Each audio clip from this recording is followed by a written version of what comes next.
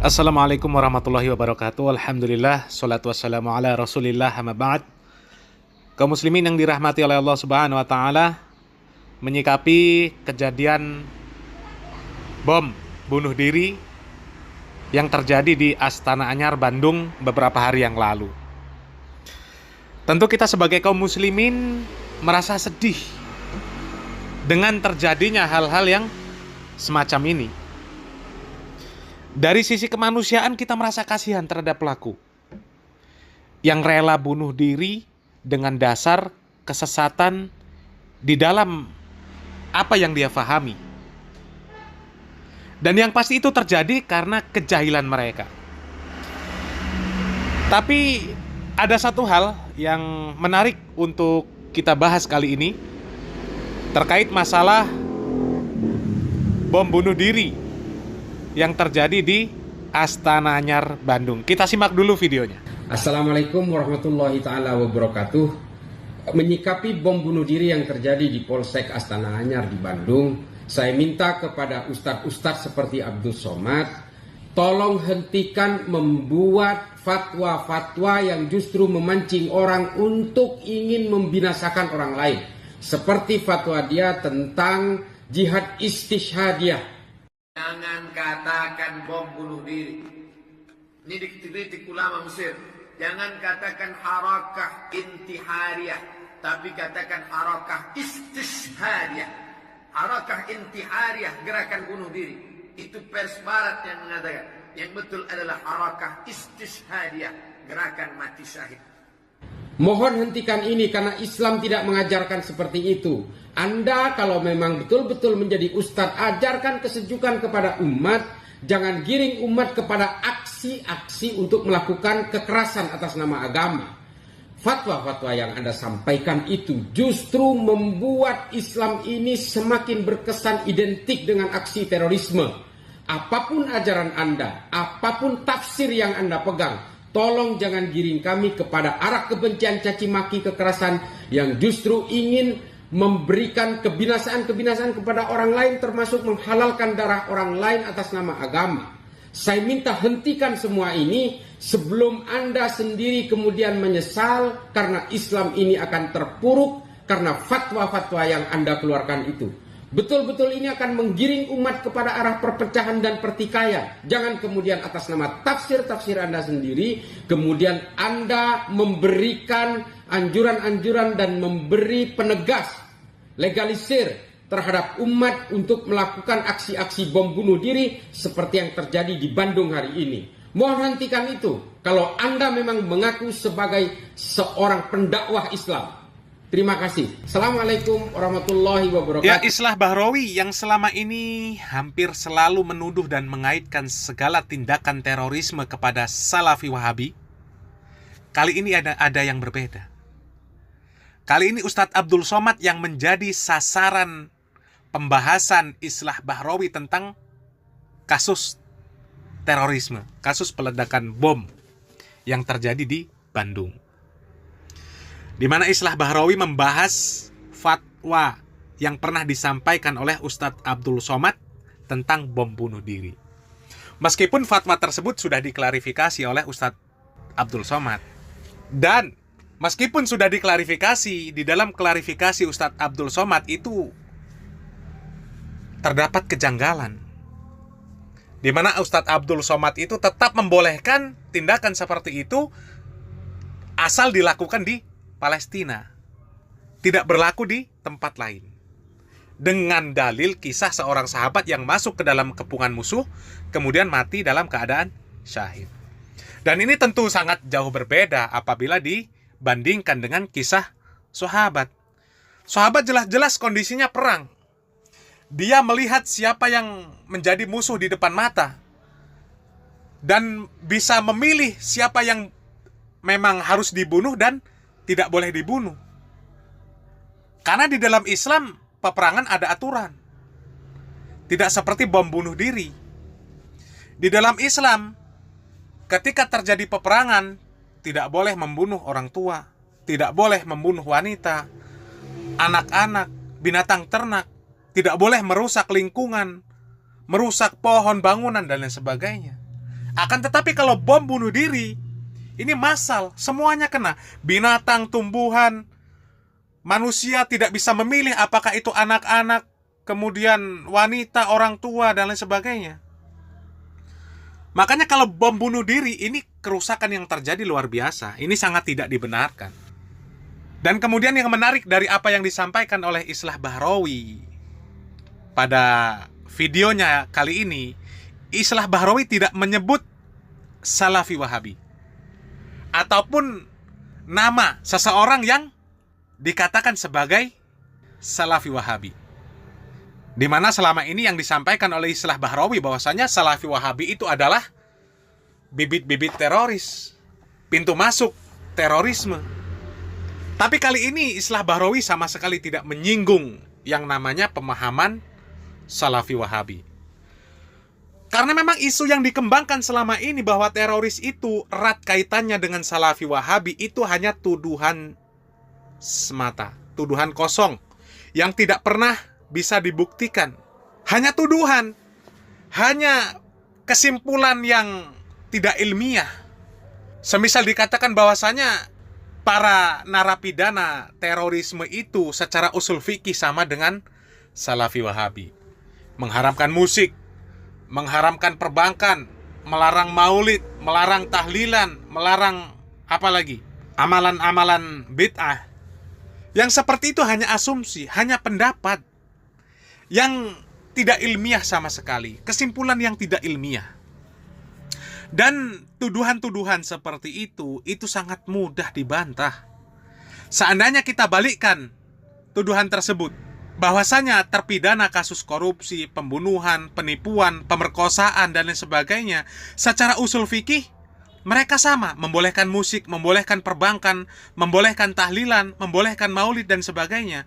Apakah kemudian bisa disimpulkan bahwasanya orang yang secara usul fikih sama adalah pintu masuk perbuatan-perbuatan tersebut? Korupsi, pembunuhan, penipuan, pemerkosaan? Tentu tidak bisa. Tentu tidak bisa. Dan penilaian seperti itu adalah penilaian yang tidak pakai ilmu.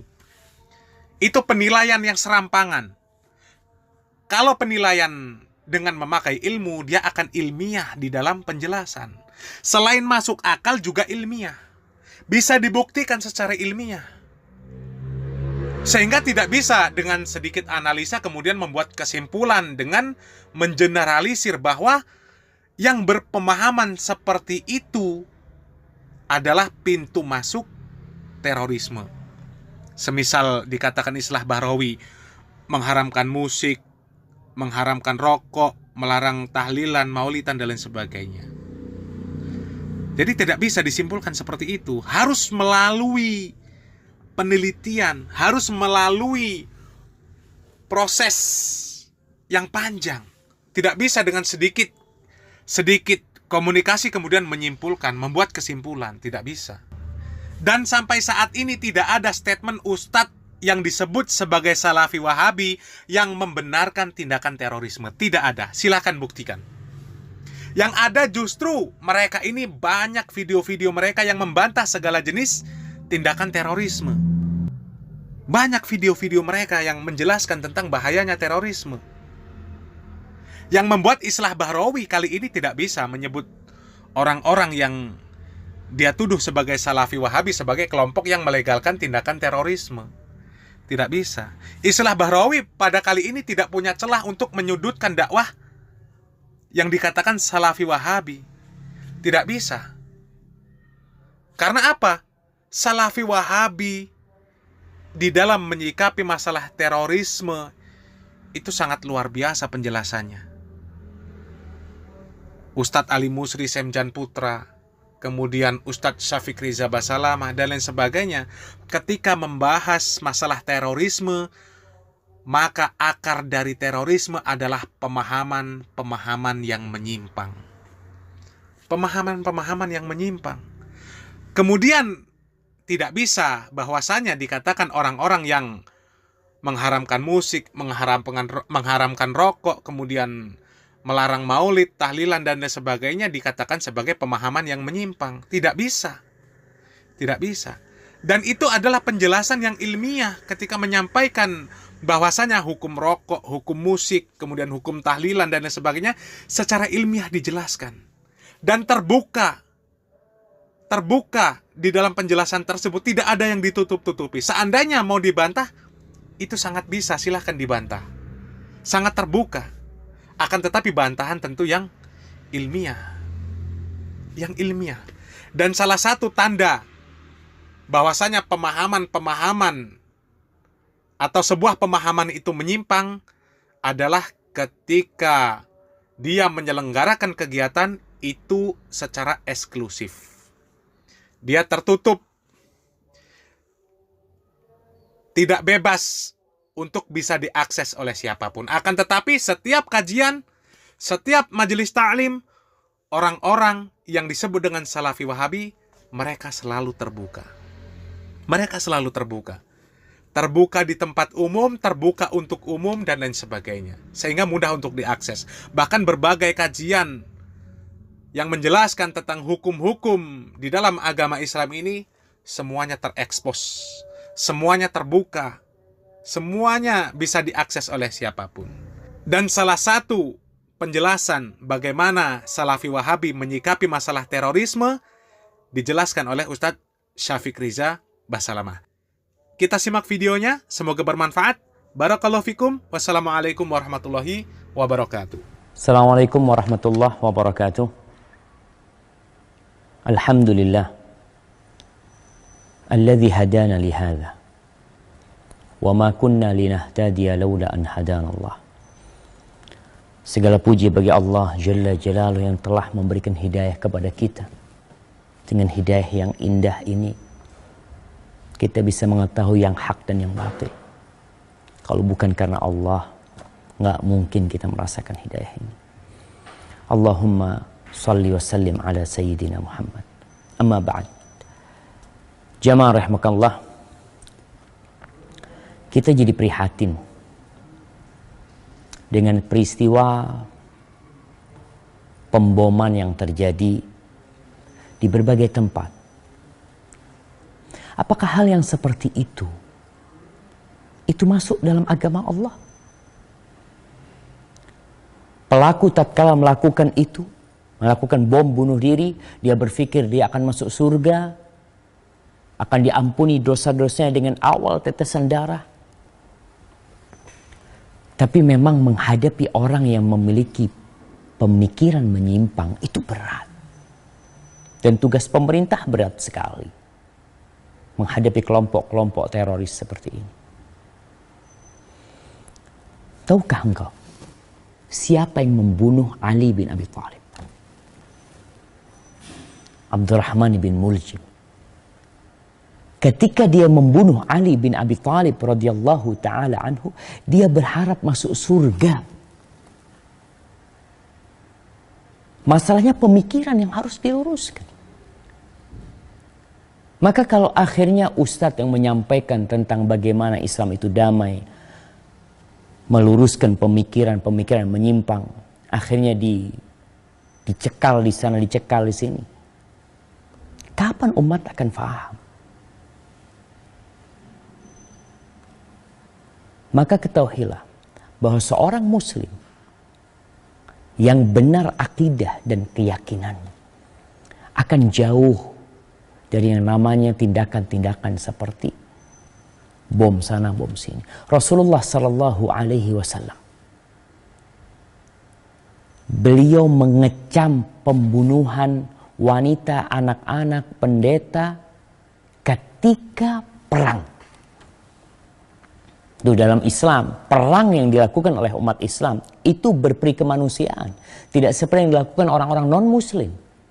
Bom sana, bom sini. Tewas satu kampung. Subhanallah. Nggak seperti itu Islam. Islam rahmatan lil alamin. Ada seorang yang masuk neraka gara-gara kucing. Bagaimana dengan membunuh? Ustaz, yang dibunuh kan non-muslim, Ustaz. Yang dihancurkan kan gereja. Bacalah Islam dengan benar. Umar bin Khattab radhiyallahu taala anhu ketika menguasai Palestina. Apakah gereja-gereja dihancurkan? Ingat jamaah, kalau kita tidak belajar yang sempurna tentang agama Allah ini, maka munculnya yang seperti itu. Rasulullah SAW mengatakan, nih Al-Imam Al-Zahabi ya, di dalam kitabnya Al-Kabair, kumpulan dosa-dosa besar. Dosa besar yang kedua yang disebutkan di sini adalah membunuh. Allah mengatakan, وَمَنْ يَقْتُلْ مُؤْمِنًا مُتَعَمِّدًا فَجَزَاؤُهُ جَهَنَّمْ خَالِدًا فِيهَا وَغَضِبَ اللَّهُ عَلَيْهِ وَلَعَنَهُ وَأَعَدَّ لَهُ جَهَنَّمَ وَأَعَدَّ لَهُ عَذَابًا عَظِيمًا. Barang siapa yang membunuh seorang mukmin dengan sengaja, maka balasannya adalah neraka jahanam, kekal di dalamnya, dan Allah murka kepada dia dan jadi laknat, dan Allah menyediakan bagi dia azab yang besar. Ya Ustaz, kan ayatnya jelas buat orang yang beriman Ustaz. Ini kan yang dibunuh bukan orang beriman. Subhanallah nih, Nabi SAW bersabda dalam hadis yang diriwayatkan oleh Imam Bukhari, Imam Zahabi mengatakan, "Man qatala mu'ahadan lam yarah raihatal jannah, wa inna raihata la tujadu min masirati 40 aman." Barang siapa yang membunuh orang kafir yang dalam perjanjian, orang kafir yang dibunuh, bukan orang muslim. Jelas nih hadisnya. Maka dia tidak akan mencium bau surga. Tapi dia berharap masuk surga. Maka belajar. Sesungguhnya aroma surga itu tercium dari jarak 40 tahun perjalanan. Maka kami menghimbau umat Islam untuk kembali kepada Al-Quranul Karim, kembali kepada sunnah Nabi SAW dengan pemahaman siapa? Dengan pemahaman para sahabat Nabi. Tidak dengan pemahaman fulan dan fulan. Agar kita tidak mencoreng nama Islam kembali. Akhirnya kesian wanita-wanita yang bercadar, ditangkepin nanti, dicurigain. Orang-orang yang jenggotan, yang suka ke masjid dicurigain. Gara-gara kelakuan yang seperti ini. Naam, apabila terjadi kezaliman di sebuah tempat, kita diperintahkan untuk merubahnya sesuai dengan kemampuan kita. Dengan cara yang lemah lembut. Semoga Islam yang cinta damai ini bisa memberikan kedamaian. Dan kita berdoa semoga Allah memberikan petunjuk kepada pemerintah kita. Menunjukkan kepada jalan yang benar. Dan mengikuti apa yang Allah perintahkan. Barakallahu fikum. Assalamualaikum warahmatullahi wabarakatuh.